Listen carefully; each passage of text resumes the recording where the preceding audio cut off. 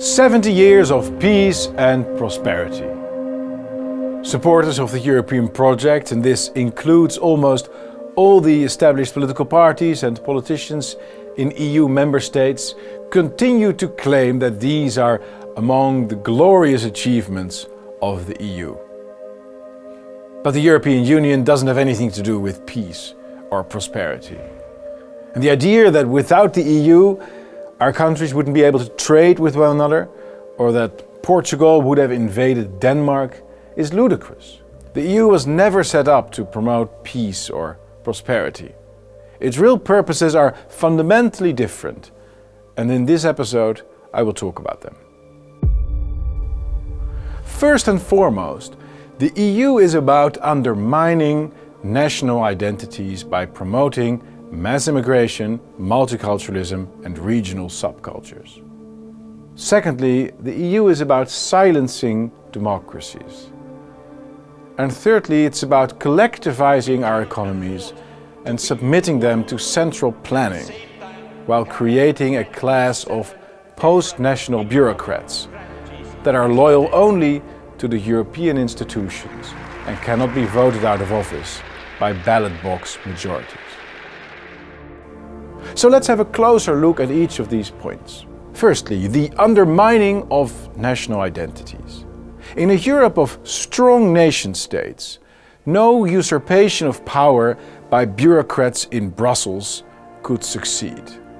Therefore, the weakening of such national loyalties is at the very core of the European agenda. The EU does everything in its power to promote mass migration from Africa and the Middle East into our lands. It promotes multiculturalism and Islamic festive days, while simultaneously sponsoring regional subcultures, regional languages and even regional independence movements to undermine the nation state. Secondly, the silencing of democracies. The European Union usurps ever more power from its member states, thereby hollowing out democratic policy making on a national level.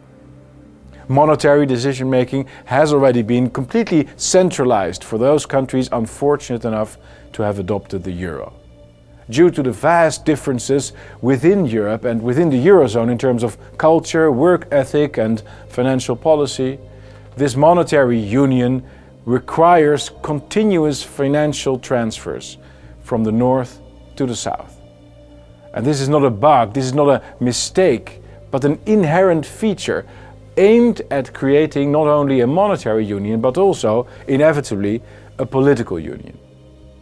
Every now and then, of course, referendums show that national populations do not desire to live under European rule. Such referendums are then ignored, and the push for a continental super-bureaucracy continues.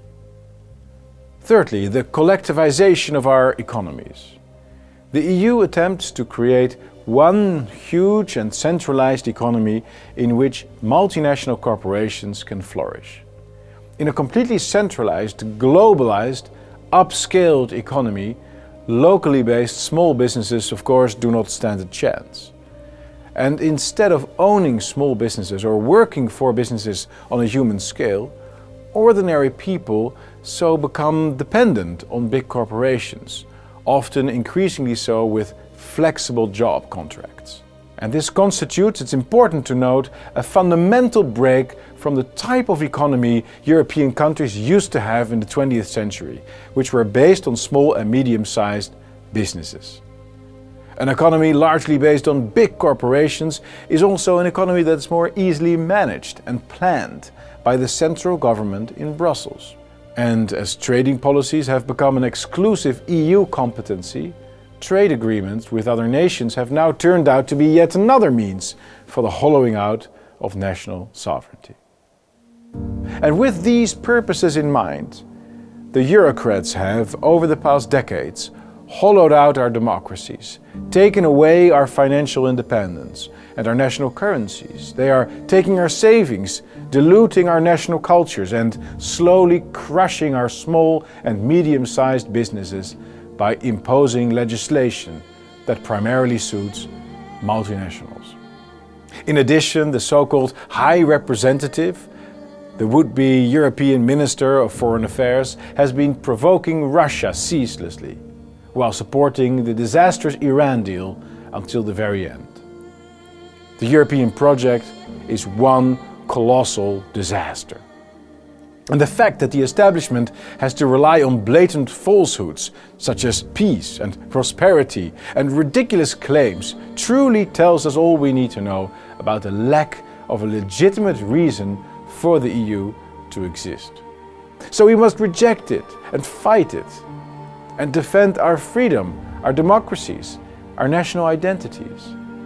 We've got to return to economies largely shaped by small and medium-sized businesses, to democracies in which decision-making power is as decentralized as possible, closest to the people.